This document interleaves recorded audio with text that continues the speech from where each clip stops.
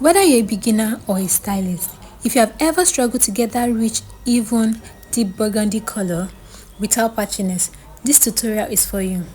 Hello everyone, welcome back to my channel. If you are new here, I am Titilayo Salaudin and I share step-by-step tutorial on beauty, wigs and all things glam.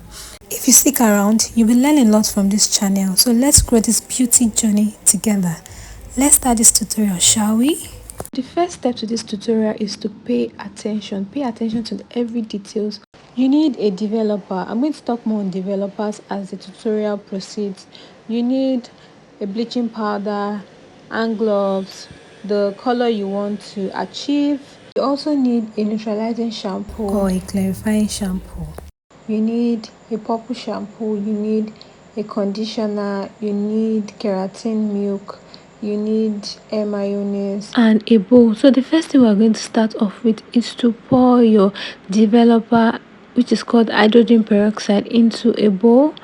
Pour a generous amount, not too much and not too small, just something that you think is going to be okay for your wig. Then you mix your bleaching powder into the same bowl you poured your hydrogen peroxide. Then you mix with a brush together.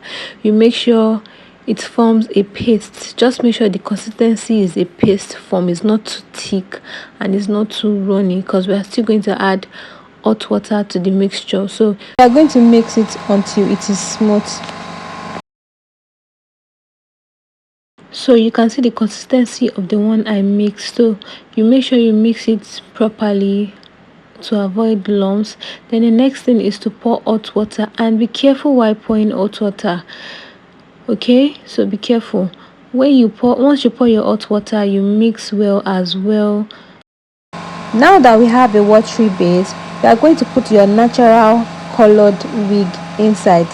Note, natural colored wig inside, not any other colored wig, because we are trying to lighten up the wig. So you put it inside. You try to be careful so the hot water doesn't hurt your hand. You make sure the water bleach gets to every strand of the hair. You make sure it gets to every strand of the hair at the same time. You can see I'm not leaving it at all. I'm making sure that as time goes on, you will see that the water won't be that hot anymore. So it's something you can use your hand to control. So I'm making sure that everything gets to the strands of the hair, and I'm checking it as time goes on, because there's a level I want it to get to. I don't want it to be too bright because of the color I am trying to achieve. Now we have like a chocolate color.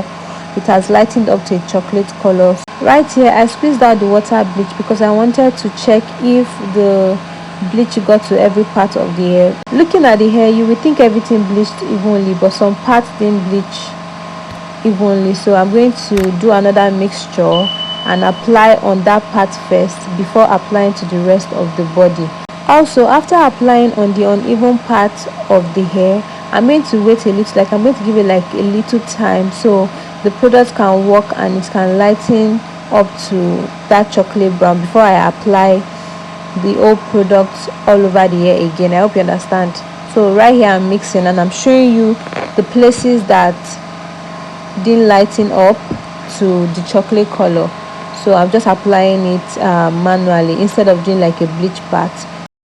Earlier on I said I was going to talk about the work of developer at the beginning of the tutorial. So a developer is also called hydrogen peroxide. It serves as an activator, so it makes the cuticle of the hair open so that colors and lightener can penetrate easily into the hair and make the hair a permanent color that it was lightened up to. So we have different developers. We have 10% volume developer, we have 20% volume, we have 30% volume, we have 40% volume developer. And the difference between the developer volume is the strength. So we have, like I mentioned, we have 10 to 40 volume developer. The volumes determine how many levels of lift. When I say lift, it means how high you want the color to lighten up to. Do you get? So basically, the higher the developer you use for your hair determines how fast you want it to work on your hair when you mix it with a bleaching powder. So we have like 50% developer as well, and also and you cannot compare a 10% developer to 40% developer. You cannot compare a 20% developer to a 50% developer. They work faster than each other. Okay, so right here the hair has lightened up to the level I want it to lighten up to, and it is even. You can see that in the video. I'm trying to take out the excess bleach water so I can rinse it, which brings us to the next process of the tutorial, so you can know the type of shampoo you are meant to use after bleaching a wig. So the first thing I did after bleaching a wig was to rinse it thoroughly with a cold water or a normal water running from the tap, but not hot water. Then the next thing I did was to use a clarifying shampoo. I'm sorry, I do not have the clip of me using a clarifying shampoo to wash the wig because the video was made late last year, 2025, so I mistakenly deleted that clip. A clarifying shampoo is good to use after bleaching a wig because it will remove the residue of the bleach and stop the bleaching process. It will also make the wig clean. You can also use a neutralizing shampoo. A neutralizing shampoo will also do the same work, but it is more effective than the clarifying shampoo in the case of bleaching a wig. After washing with a neutralizing shampoo, I rinsed it, and the next thing I did was to use a purple shampoo. I mixed the purple shampoo in a lukewarm water and I placed the wig inside and soak it for 2 minutes. Did you observe the color of the soapy water after soaking the hair for a while in water? You can see the water is no longer purple. So let me tell you the work of a purple shampoo. It serves as a color corrector, so it takes away unwanted color from some strands in the hair, like a yellowish or orange tone from the strands of the hair. This is a warning that you shouldn't use butterfly shadow on your lace when you're about to color your wig because it will stain it. I tried using this for the first time and it disappointed me. I do not know why I even used it. I usually use got to be spray, and if I do not have got to be spray, I use my OG hack, which is using concealer on the lace so it doesn't stain in the process of coloring. I usually use concealer, enough concealer, but if you're a beginner, I would advise you to go for got to be spray, and this is how you will apply it. You have to spray the got to be spray on the lace from inside, like I did with the butterfly shadow. You make sure you spray enough. If you dry it, after it has dried, you spray another layer. You can do up to 2 to 3 or 4 layers and make sure you dry. The purpose of this is for the color not to penetrate on the lace so it doesn't stay. So after you're done with that, you can detangle the hair, get it ready so you can dip it inside the water. So right here I'm just showing you what it looks like with the spray I used. The next step is to get hot water ready because it is going to be needed for this process. And the brand name of the color I'm using is Adore. I have one in 106. It's called Mahogany, and the second one is Burgundy Envy in 79. So I'm going to be mixing these two together. One is lighter than the other, so for it to give me that rich deep burgundy color, I'm going to be using both. Then there's also another one, crystal clear. That one is crystal, it has no color in it, it's just like colorless like water, so I'm going to be using it for shine. You can take it back to see what it looks like. So I mixed more of the mahogany because it is darker. I mixed that one first, then the next one I mixed was Burgundy Envy. That one has the burgundy color in it. So the mahogany is to make the color deeper, is to give me that deep rich color. Okay, so the first thing I poured inside the hot water was salt, and the purpose of the salt is for the color not to bleed after dyeing the hair, because there are some hairs after dyeing it, when you want to like wash it, the color will start coming off. Everything I poured inside the hot water, I made sure I mixed them thoroughly. I dipped the hair inside the watercolor and I made sure the water gets to every strand of the hair, and I was turning it around to make sure that the color gets to every part, the root, the weft and everything, so that the color will not just be on one particular side. You need to keep turning it. Okay, and right here the hair tangled, so I used a wire tooth comb to detangle it a little bit, and also making sure the color gets everywhere. Do you understand?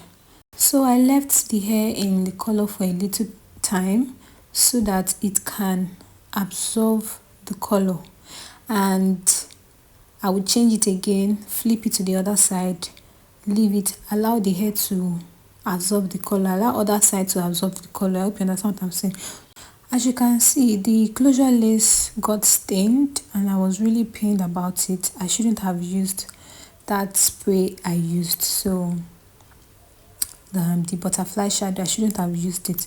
But after coloring, I detangled the hair again because it will surely tangle at every point of coloring a wig or revamping a wig. You need to like comb it so that the strands can come out individually.